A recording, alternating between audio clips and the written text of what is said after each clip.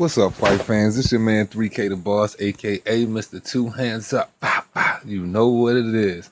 Alright, fight fans, so you guys, including myself, have just witnessed the biggest heavyweight upset in boxing history.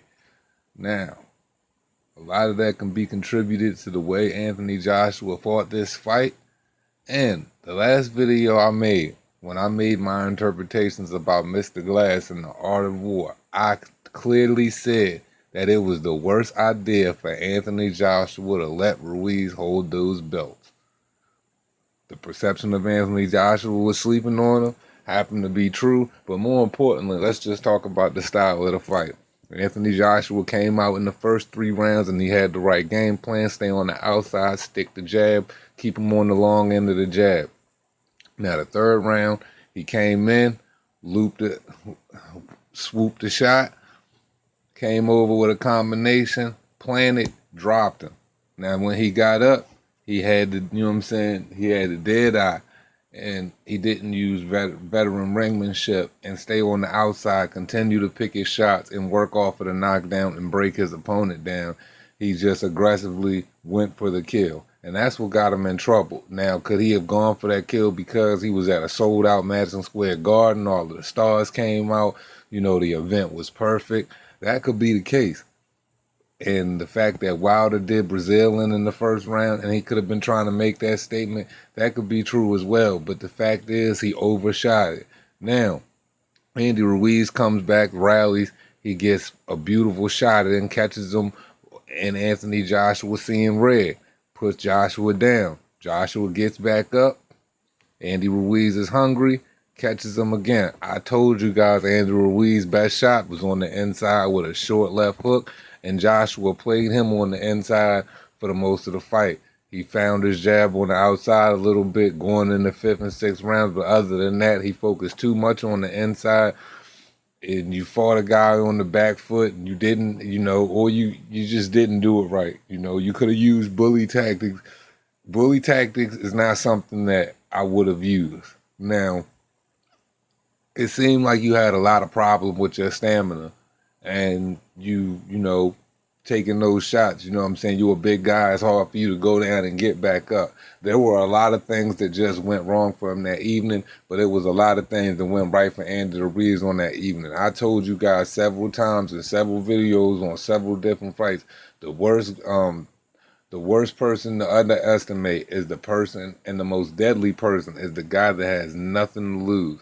Andy Ruiz clearly had nothing to lose and everything to gain. Now Mexico has its first heavyweight in history, and I don't understand. You guys don't understand how big that is. He's a California native, and you know he has Mexican heritage. So now he's about to be big as fucking Canelo, big as Hector Camacho, big as Julio Cesar Chavez, and actually, this is kind of a good thing for boxing because now it shakes it up a little bit. This, you know, inhibits the ability to let go of the Floyd Mayweather era where you could believe you can't lose fights. Now, like I said, in boxing, anybody can get knocked down. If we look at the opposition and the guys that he fights, this is definitely, you know, this is bound to happen. You know, he was going to fight, you know, guys like Usyk, Dillian White, looking for Wilder matches, and Tyson Fury and things of that nature. So, you know, he was staking his claim on being one of the greatest heavyweights of his of all time by the opposition that he was facing. Now, another thing that I'm going to address, and a lot of people might get mad at this, but this is, you know, one of the things that I feel as though Anthony Joshua needs to work on. Now, I've referenced Anthony Joshua being a great dancer, which he absolutely is. Anthony Joshua needs to work on speed, endurance with his footwork, and, you know, better, more ballerina-esque movements in the ring.